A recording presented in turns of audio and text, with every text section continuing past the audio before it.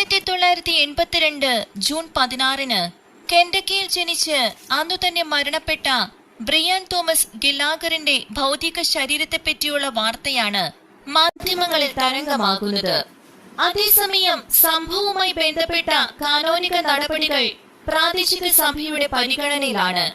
ബ്രിയാന്റെ മാതാപിതാക്കൾ Mary പാറ്റും Sean ഗില്ലാഗറും തങ്ങളുടെ കുഞ്ഞിന്റെ മരണത്തിന് 37 വർഷങ്ങൾക്കു ശേഷം അവന്റെ മൃതദേഹം മാറ്റി സംസ്കരിക്കാൻ തയ്യാറെടുപ്പുകൾ നടത്തുന്നതിനിടെയായിരുന്നു അതിശയിപ്പിക്കുന്ന പ്രതിഭാസം ശ്രദ്ധയിൽപ്പെട്ടത്.